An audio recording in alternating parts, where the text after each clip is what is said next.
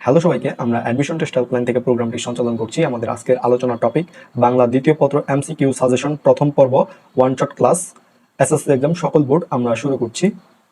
আমাদের প্রথম এমসিকিউটি হচ্ছে, অপরূপ শব্দের অর্থ শ্রীহীনতার পরিবর্তে অনির্বাচনীয় সৌন্দর্য গ্রহণ করলে শব্দের অর্থের কি ঘটে? উত্তরটি হচ্ছে খ উন্নতি।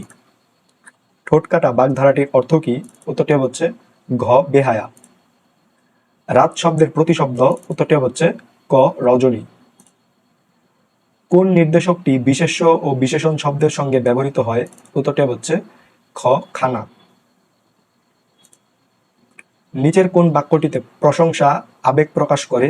উত্তরটি হচ্ছে গ সাবাস, এমন খেলাই তো চেয়েছিলাম। কোনটি নিত্য নারীবাচক শব্দ? উত্তরটি হচ্ছে খ সতীন। রাজপথ এটি কোন সমাস? উত্তরটি হচ্ছে ক ষষ্ঠী তৎপুরুষ। নিপাতনের সিদ্ধ স্বরসন্ধি কোনটি? উত্তরটি হচ্ছে ক শুদ্ধ ধন সমান শুদ্ধ যোগ ওধন। উন্নীত শব্দের বিপরীতার্থক শব্দ কি? উত্তরটি হচ্ছে খ অবনমিত। মুখের ভাষা ক্রমশ কোন বিষয়ে পরিণত হয়েছে? উত্তরটি হচ্ছে ঘ লেখার ও ছাপার। ধ্বনিতত্ত্বের আলোচ্য বিষয় কোনটি? উত্তরটি হচ্ছে খ ধ্বনি।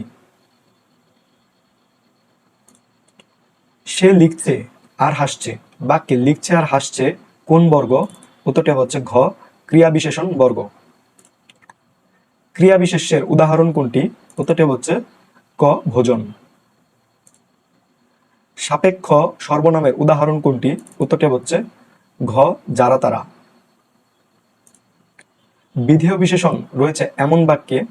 বিধেয় বিশেষণ রয়েছে কোন বাক্যে? উত্তরটি হচ্ছে গ এই পুকুরে পানি ঘোলা। যৌগিক ক্রিয়ার উদাহরণ কোনটি? উত্তরটি হচ্ছে গ সাইরেন বেজে উঠল। পদানু ক্রিয়া বিশেষণ রয়েছে কোন বাক্যে? উত্তরটি হচ্ছে গ মরি তো মরব। কিছুটা বা সামান্য অংশ বা অল্প পরিমাণ বোঝাতে কোন নির্দেশক ব্যবহৃত হয়? উত্তরটি হচ্ছে ক টুক। সকলের মঙ্গল হোক বাক্যটি বর্তমানকালের কোন রূপ? উত্তরটি হচ্ছে ঘ অনুজ্ঞা বর্তমান। বাক্যের মধ্যকার একাধিক পদকে সংযুক্ত করতে কোন জ্যোতিচিহ্ন ব্যবহৃত হয়? উত্তরটি হচ্ছে গ হাইফেন। চাঁদের সমার্থক শব্দ? উত্তরটি হচ্ছে ঘ রজনীকান্ত। বাক্যের মধ্যে একাধিক শব্দ দিয়ে গঠিত বাক্যাংশকে কি বলে? উত্তরটি হচ্ছে ক বর্গ। নিচের কোনটি প্রযোজক ক্রিয়ার শর্ত অসমাপিকা ক্রিয়া বিভক্তি? উত্তরটি হচ্ছে ঘ আলে করালে। নিচের কোনটি আত্মবাচক সর্বনাম? উত্তরটি হচ্ছে খ স্বয়ং। সাধারণত গৌণকর্মে? উত্তরটি হচ্ছে ক কে বিভক্তি হয়। বিধেয় ক্রিয়ার বিশেষ্য অংশকে কি বলে? উত্তরটি হচ্ছে ঘ পূরক। লক্ষ্যার্থ শব্দের কোন ধরনের অর্থ প্রকাশ করে? উত্তরটি হচ্ছে খ গৌণ।